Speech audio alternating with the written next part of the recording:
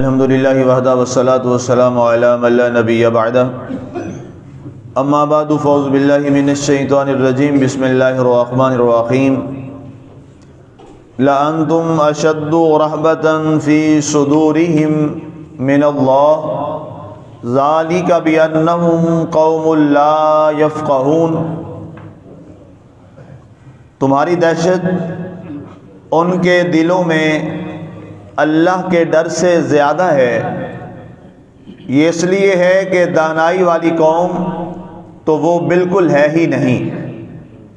آج ہماری سورہ الحشر کی آیہ مبارکہ نمبر 13 تک کی تلاوت و ترجمہ کا شرف نصیب ہوا۔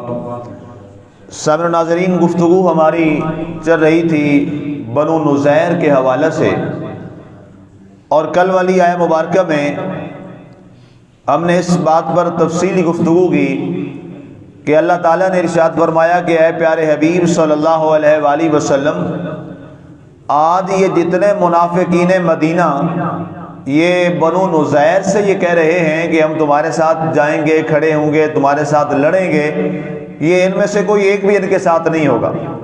اس کے بعد اگلی آیہ مبارکہ جو آج کا ہمارا موضوع سخن ہے، اس میں رب ذوالجلال نے ایک اور بات کا ذکر کیا اور ان کے دلوں کی ناکامی کا ذکر کیا، اور ان کے دلوں کو ایمان سے خالی ہونے کا تفصیلی یہاں ذکر کیا، اور ارشاد ہوا لَأَنْتُمْ أَشَدُّ رَحْمَةً فِي صُدُورِهِمْ مِنَ اللَّهِ، اے پیارے حبیب صلی اللہ علیہ وآلہ وسلم، یہ بنو نذیر والے اتنے اللہ سے نہیں ڈرتے جتنے آپ سے ڈر رہے ہیں۔ اصول تو یہ ہے کہ انسان سب سے زیادہ اللہ کی ذات سے ڈرے، اور تقوی جس ذات سے ہے سب سے پہلے وہ ذات ایک ہی ذات ہے، اور وہ ذات وحدہ لا شریک کی ذات ہے، کیونکہ اس کائنات میں سب سے بڑا وہی ہے۔ ہم اپنے ہر رکن میں، ہم اپنی ہر عبادت میں سب سے زیادہ جس چیز کا اقرار کرتے ہیں اور اعلان کرتے ہیں وہ یہی چیز ہے، اور وہ کیا ہے؟ اللہ اکبر۔ اللہ اکبر جو ہے یہ کلمہ ایسا ہے کہ انسان جب یہ ادا کرتا ہے تو وہ ساری بادشاہیوں کو تہہ تیغ اور تہہ قدم سمجھتا ہے، اور سب سے اعلیٰ اور عرفہ اور مقام اور بادشاہی اور حکومت جس کی ہے وہ انسان اقرار کرتا ہے کہ اللہ اکبر، اس کائنات میں بڑا صرف ایک ہے اور وہ اللہ کی ذات ہے۔ اور یہی مسلمان کا ایک عقیدہ ہے، اور یہی عقیدہ ہونا چاہیے کہ اس کائنات میں جو کچھ بھی ہے اس سب کا خالق و مالک و رازق جو ہے وہ اللہ تعالیٰ کی ذات ہے۔ قرآن میں کئی جگہ اس کے دروس آپ پیچھے سن آئے ہیں، وَلِلَّهِ مُلْكُ السَّمَاوَاتِ وَالْأَرْضِ، آسمانوں اور زمین کی بادشاہی اللہ کے ہاتھ میں ہے۔ تُؤْتِي الْمُلْكَ مَن تَشَاءُ وَتَنزِعُ الْمُلْكَ مِمَّن تَشَاءُ، جس کو چاہتا ہے بادشاہیوں سے نواز دیتا ہے، جس کو چاہتا ہے اس سے بادشاہی واپس لے لیتا ہے۔ وَتُعِزُّ مَن تَشَاءُ وَتُذِلُّ مَن تَشَاءُ، جسے چاہتا ہے عزت سے نوازتا ہے، جسے چاہتا ہے ذلت دیتا ہے۔ بِیَدِکَ الْخَیْرُ، ساری بھلائیاں میرے رب کے ہاتھ میں۔ تو گویا ایمان کا جو بنیادی پہلا جزو ہے اور جو بنیادی عقیدہ ہے وہ کیا ہے کہ اس کائنات کا جو بادشاہ اور مالک، حقیقی بادشاہ اور مالک ہے وہ کون ہے؟ وہ اللہ کی ذات۔ اور سب سے زیادہ جس سے تقوی اور ڈر ہونا چاہیے وہ کون سی ذات ہے؟ وہ اللہ تعالیٰ کی ذات۔ اور اسی بنیاد پر علامہ اقبال رحمۃ اللہ تعالیٰ نے ارشاد فرمایا تھا، ایک سجدہ جسے تو گراں سمجھتا ہے، ہزار سجدوں سے دیتا ہے آدمی کو نجات۔ فرمایا کہ اگر تو ایک سجدہ ایک استعارہ کے طور پہ ہے کہ اگر تو اپنے رب کے حضور جھک جائے اور اپنی جبین نیاز کو بارگاہ خدا میں جھکا دے تو فرمایا بندے بندے کے آگے جھکنے سے تو بے نیاز ہو جائے گا، اس لیے کہ اب اس کے سامنے ایک ہی ذات سامنے رہ جاتی ہے، اور وہ ذات کون سی ہے؟ اللہ تعالیٰ کی ذات ہے۔ تو یہاں فرمایا پیارے حبیب، اصول تو یہ تھا کہ یہ چونکہ ظاہر ہے اگرچہ آپ کو نہیں مانتے لیکن اپنے آپ کو اہل کتاب تو کہتے ہیں۔ بنو نذیر والے یہودی تھے، اہل کتاب تھے، اور اہل کتاب جو ہیں ظاہر ہے وہ اللہ کو تو مانتے ہیں۔ اب ہمارے نبی کو نہیں مانتے لیکن ایک نبی کو تو مانتے ہیں، ایک کتاب تورات شریف کو تو مانتے ہیں، اہل کتاب اور ہمارے درمیان تو فرق یہی آیا نا کہ ہم آخری نبی حضرت سیدنا محمد رسول اللہ صلی اللہ علیہ وآلہ وسلم کو اپنا نبی اور رسول اور ان پہ ایمان رکھتے ہیں تو ہم مسلمان ٹھہرے، اور وہ لوگ جو ہیں وہ اپنے نبی حضرت موسیٰ علیہ السلام کی نبوت کو اقرار مانتے ہیں، تسلیم کرتے ہیں، اور ان پہ نازل ہونے والی کتاب کو تسلیم کرتے ہیں اور اللہ کی وحدانیت کو مانتے ہیں۔ اسی بنیاد پر تو وہ اہل کتاب ٹھہرے۔ تو اہل کتاب کے ہاں اللہ کو ماننا تو شامل ہے، ان کے ایمان کا حصہ ہے، اور رسول کو ماننا بھی ان کے ایمان کا حصہ ہے، اور اپنی کتاب پر ایمان لانا یہ بھی ان کے ایمان کا حصہ ہے۔ تو اللہ نے فرمایا اصول تو یہ تھا کہ جب وہ مجھے اپنا اللہ مانتے ہیں، جب وہ مجھے اپنا خدا مانتے ہیں، تو ان کے دلوں میں پھر کسی آدمی کا خوف اور ڈر نہیں ہونا چاہیے تھا، بلکہ اصول یہ تھا کہ ان کے دلوں میں سب سے زیادہ خوف، تقوی اور ڈر میری ذات کا ہونا چاہیے، لیکن وہ ان کے دلوں میں نہیں ہے، یہ ان کے دلوں میں نہیں ہے، بلکہ کیا ہے؟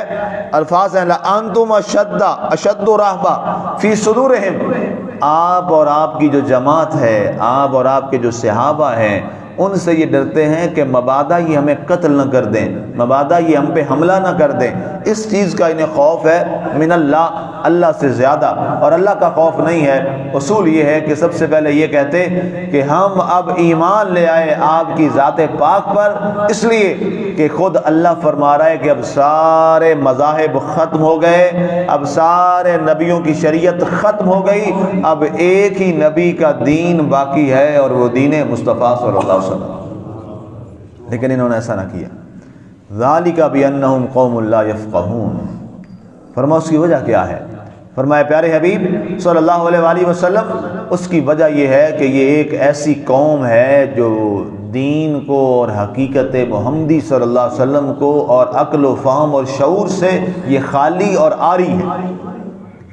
اب اس میں ایک میں مثال دوں، ایک شخص جو کافر ہے، اسلام کا سب سے بڑا دشمن ہے، اس پر اتفاق ہے کہ اسلام کا سب سے بڑا وہ دشمن ہے، عمر بن ہشام، جسے دنیا آج ابو جہل کے نام سے یاد کرتی ہے۔ ابو جہل اس کا نام نہیں ہے، اس کا نام عمر ہے، ابو جہل اس کا نام نہیں ہے، یہ تو اس کی ایک صفت ہے، ایڈجیکٹو ہے، ناؤن نہیں ہے، ناؤن اس کا جو ہے وہ عمر ہے۔ اب اسے ابو جہل کہا جاتا ہے۔ اس سے پہلے یہ میں آپ کو عرض کروں کہ عرب کے اندر جو چند ایک پڑھے لکھے لوگ تھے، عرب کے اندر بہت کم لوگ پڑھے لکھے تھے، تو عرب میں جو چند ایک پڑھے لکھے لوگ تھے ان میں عمر بن ہشام ایک شخص تھا، یعنی یہ اس زمانے میں پڑھا لکھا تھا عمر بن ہشام، لیکن اس کا نام کیا پڑ گیا؟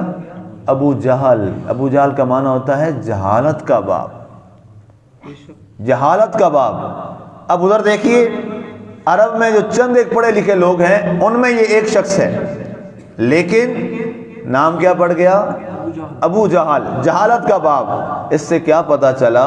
اس سے پتہ یہ چلا کہ علم والا وہی ہے جس کا علم اسے راہ ہدایت عطا فرمائے، جس کا علم اسے معرفت خداوندی عطا کرے، جس کا علم اسے اللہ کے رسول کے قریب کر دے، جس کا علم اس کے اخلاق اور کردار اچھے کر دے، جس کا علم اس کی سیرت کو اچھا کر دے، وہ علم اصل میں نفع بخش ہوتا ہے۔ اگر علم بھی ہے اور پھر اسی طرح کا ہے تو پھر اس علم سے اس کا جاہل ہونا بہتر تھا۔ تو اسی بنیاد پر اس کا سارا علم ضائع ہو گیا، اور اس کو دنیا میں کیا مشہور کر دیا گیا؟ اللہ تعالیٰ نے کیا نام اس کا رکھوا دیا؟ ابو جہل، جہالت کا باپ۔ تو وہی لفظ قرآن نے یہاں استعمال فرمائے، ذالک بانہم قوم لا یفقہون۔ پیارے حبیب یہ ایک ایسی قوم ہے جو بے عقل ہے، جو شعور اور سمجھ نہیں رکھتی، اور نہ ان میں کوئی ایسی فہم و فراست ہے، اس لیے کہ انہوں نے آپ کا خوف اور آپ کی فوج کا خوف تو دل میں ڈال دیا ہے، لیکن اللہ کا خوف دلوں سے نکال دیا۔ کیا ہی اچھا ہوتا یہ اس بات پر ڈرتے کہ اب ہم اللہ کے رسول کو مانیں گے، کیونکہ اگر اس رسول کو نہ مانا تو ہم سے اللہ ناراض ہو جائے گا، اور اللہ کی جو ناراضی ہے وہ قابل برداشت نہیں ہے، اور وہ کسی بھی صورت میں برداشت نہیں کی جائے گی۔ تو جب ان کے دلوں میں یہ بات آ جاتی تو آج یہ بنو نذیر کے لوگ یہودی نہ ہوتے، بلکہ اے پیارے حبیب ہمارے فضل و کرم سے آپ کے صحابہ کی صف میں شامل ہو جاتے۔ لیکن انہوں نے اس چیز سے اپنے آپ کو دور رکھا۔ اس کے بعد آگے ان کا اسی حوالہ سے موضوع، اس پہ انشاءاللہ کل بات کریں گے۔ وما علینا الا البلاغ المبین۔